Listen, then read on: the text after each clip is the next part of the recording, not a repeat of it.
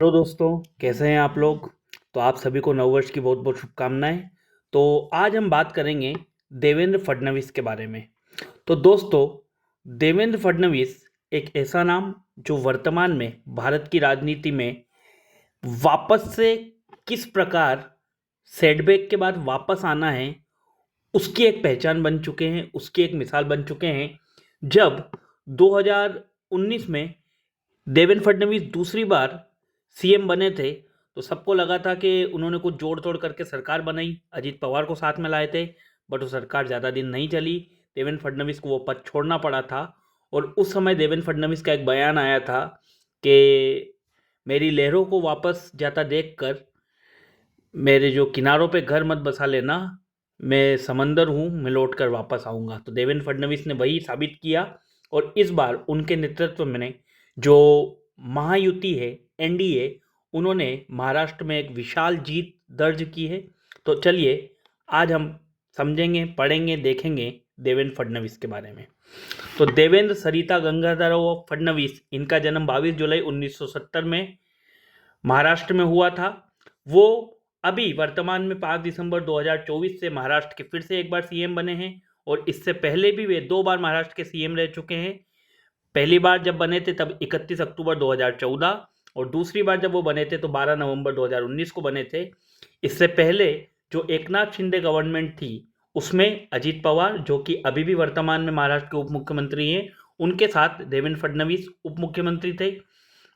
जब 2019 से 2022 तक बीच में महाआघाड़ी सरकार, जिसमें उद्धव ठाकरे सीएम थे, उस समय में वो महाराष्ट्र की जो विधानसभा है उसमें विपक्ष के नेता भी रहे थे।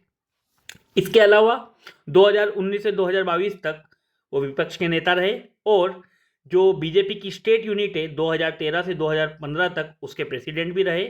और जब 44 साल की उम्र में वो सीएम बने थे, तो शरद पवार के बाद महाराष्ट्र की राजनीति के इतिहास में second youngest CM Devendra Fadnavis बने थे।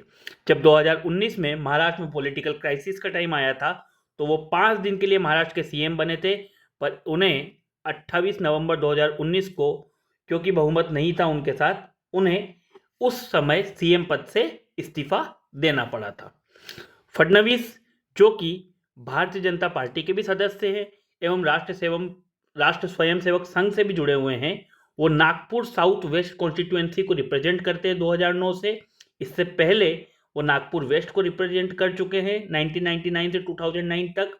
और 1997 से लेकर 2001 तक वो नागपुर के मेयर भी रहे हैं।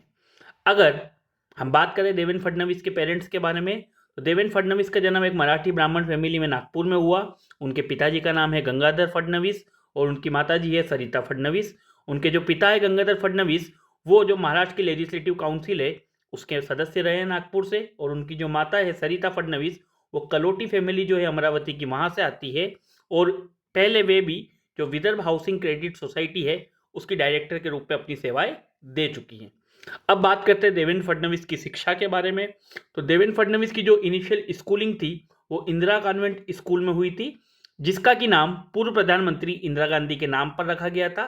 पर जब इमरजेंसी के समय देवेंद्र फडणवीस के पिता, जो कि जनसंघ के सदस्य थे, उन्हें एंटी गवर्नमेंट प्रोटेस्ट, मतलब सरकार विरोधी जो उस समय पर वो सब हो रहे थे धरना प्रदर्शन, उसमें जब उनके पिता को जेल में डाला गया, तो फडणवीस जो हैं उन्होंने उसी समय पर काफ़ी छोटी उम्र में मना कर दिया कि वो उस स्कूल में नहीं जाएंगे, क्योंकि इंदिरा कॉन्वेंट स्कूल उस स्कूल का नाम था। तो उन्होंने अपने जो माता है उन्हें कहा, या अपने परिवार वालों को, कि वो उस स्कूल को अटेंड करना नहीं चाहते हैं जिसका नाम उस प्रधानमंत्री के नाम पर है जो उनके पिता को जेल में डालने के लिए रिस्पॉन्सिबल है।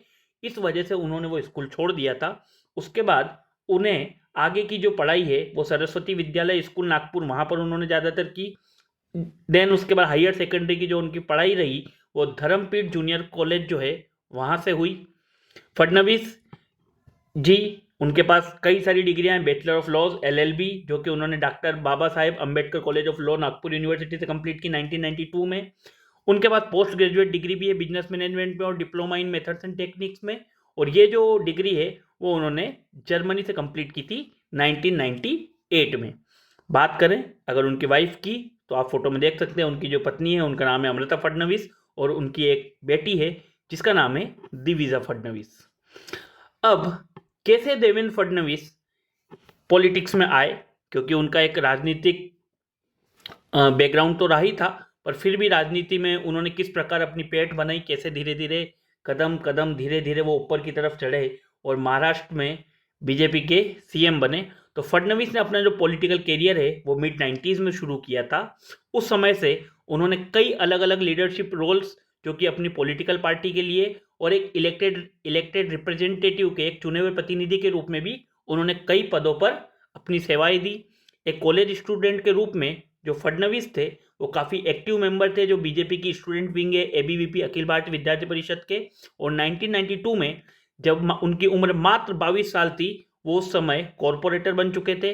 5 साल बाद 1997 में जब फडणवीस की उम्र मात्र 27 साल थी वो नागपुर म्यूनिसिपल कॉरपोरेशन के यंगेस्ट मेयर बने थे और भारत के इतिहास के आज तक के second youngest mayor Devendra Fadnavis रहे हैं। देवेंद्र फडणवीस जो कि नागपुर को रिप्रेजेंट करते हैं लेजिस्लेटिव असेंबली ऑफ जो है महाराष्ट्र स्टेट की, वहाँ पर 1999 से उन्होंने 1999 में वहाँ से जब चुनाव जीते तो उन्होंने अपनी एक फॉर्मल एंट्री करी स्टेट पॉलिटिक्स के अंदर। देवेंद्र फडणवीस जब 2014 में वहाँ पर बीजेपी और शिवसेना के गठबंधन को बहुमत मिला था तब देवेंद्र फडणवीस ने जो ये मुख्यमंत्री पद ग्रहण किया था तो उस समय बीजेपी ने अपने पार्टी के जो सेंट्रल ऑब्जर्वर के रूप में उस समय के union home minister Rajnath Singh ji और उस समय पार्टी के नेशनल जनरल सेक्रेटरी जो अभी वर्तमान में बीजेपी के अध्यक्ष भी हैं जेपी नड्डा उन्हें भेजा था और वहाँ पर उन्हें सर्वसम्मति से विधायक दल का नेता चुना गया था। अब क्योंकि वो महाराष्ट्र की स्टेट असेंबली में जो सबसे बड़ी पार्टी थी उसके नेता थे तो देवेंद्र फडणवीस को 31 अक्टूबर 2014 को महाराष्ट्र का चीफ मिनिस्टर अपॉइंट किया गया था। उनकी जो गवर्नमेंट थी उसने जो विश्वास मत होता है वो 12 नवंबर 2014 को ध्वनि मत से जीता था और उसके बाद 5 साल देवेंद्र फडणवीस ने वो सरकार चलाई थी। देवेंद्र फडणवीस ने महाराष्ट्र के सीएम रहते हुए कई महत्वपूर्ण कार्य किए जिनमें से एक इम्पोर्टेंट काम जो उन्होंने किया था तो 2014 में सीएम बनने के बाद उन्होंने जो मुंबई की एक कोस्टल रोड है उसे बनाने का कार्य शुरू किया था। ये प्रोजेक्ट 2024 में कंप्लीट हुआ और उसी साल उसका अनावरण भी किया गया। 2019 में जब फडणवीस ने कुछ समय के लिए गवर्नमेंट संभाली थी तो उन्होंने एक स्कीम चालू की थी वाटर ग्रिड प्रोजेक्ट जो कि मराठवाड़ा में जो सूखे की कंडीशन बनती रहती है उसे सॉल्व करने के लिए उन्होंने ये प्रोजेक्ट चालू किया गया था। और इस प्रोजेक्ट के अंतर्गत उन्होंने जो इजराइल है जो कि टेक्नोलॉजी के मामले में काफ़ी सक्षम देशों में माना जाता है वहाँ से भी मदद ली थी। अब महाराष्ट्र की राजनीति को अगर पास से देखें और पास से समझें और महाराष्ट्र की राजनीति में अगर हम जाएं अंदर तक तो महाराष्ट्र की राजनीति में एक ऐसी चीज़ है जिसने महाराष्ट्र में कई नेताओं को बनाया भी है कई नेताओं को बिगाड़ा भी है और वो है मराठा रिजर्वेशन। अगर हम बात करें मराठा रिजर्वेशन एक्ट की तो एक लेजिस्लेटिव एफर्ट है जिसके द्वारा ये कोशिश की गई है कि जो मराठा कम्युनिटी है उन्हें गवर्नमेंट जॉब में और वहाँ के जो एजुकेशन इंस्टीट्यूशन है उनमें आरक्षण प्रदान किया जाए। ये जो इनिशिएटिव है ये अलग अलग सोशल पॉलिटिकल मूवमेंट से होकर कई सालों तक इसमें एक लीगल डेलिब्रेशन कानूनी जद्दोजहद के बाद ये आज भी जो का तो है, इसमें कुछ कुछ फैसले लिए गए हैं पर फिर भी आज भी ये मुद्दा जो है ये महाराष्ट्र की राजनीति में काफ़ी बल रखता है। जो डिमांड है मराठा रिजर्वेशन की इसको सिग्निफिकेंट मोमेंटम मिला 1997 में जब मराठा महासंघ और मराठा सेवा संघ के द्वारा महाराष्ट्र में अलग अलग जगह आंदोलन किए गए।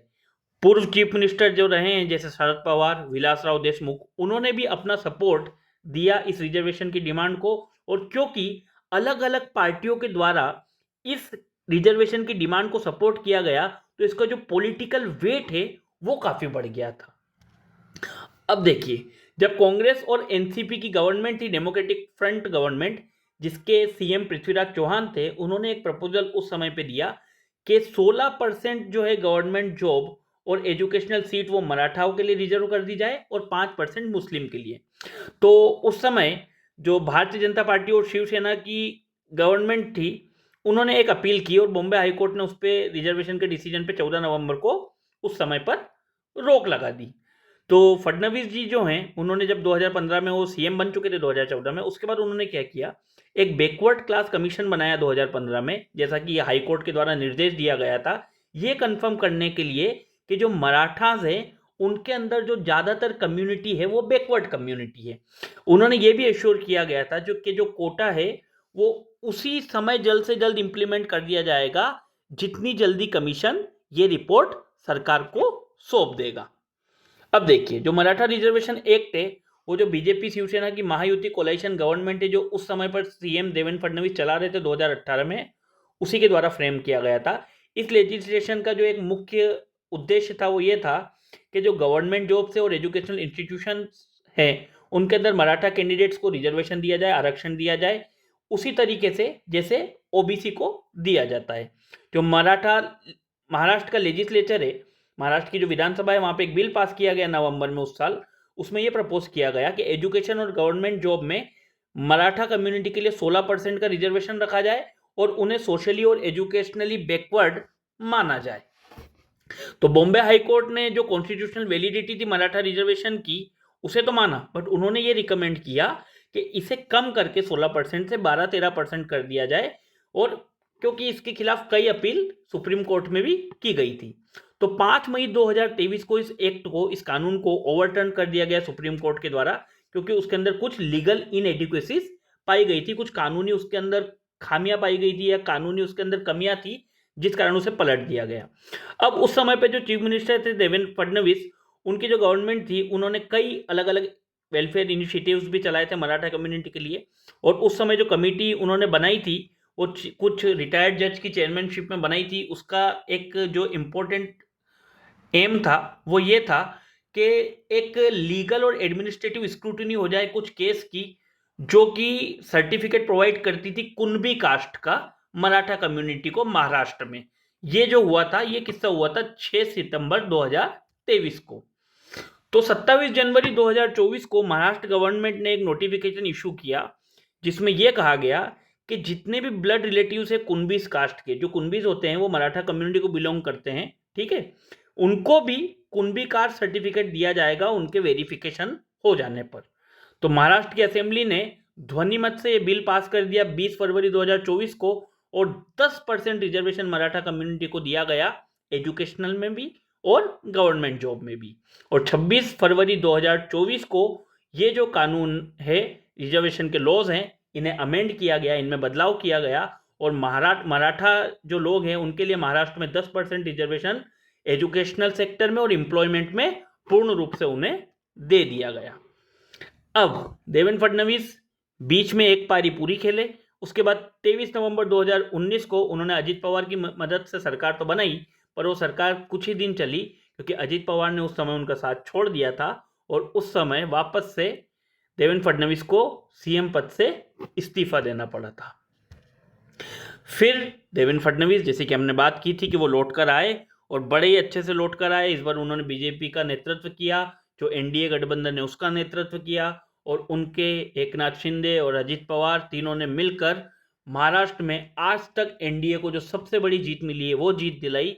और उसके बाद आज देवेंद्र फडणवीस एक बार फिर सीएम बन चुके हैं। पर देवेंद्र फडणवीस जो हैं उन्होंने जब 2019 में पद से हटे तो उनकी जो कोशिशें थी वापस से बीजेपी को सत्ता में लाने की वो जारी रखी। और 2022 की महाराष्ट्र की पॉलिटिकल क्राइसिस सबको याद है, जब महाराष्ट्र के शिवसेना जो है उसको तोड़ के एकनाथ शिंदे के साथ कई विधायक असम चले गए थे, उनको मनाने के लिए सब इधर उधर घूम रहे थे।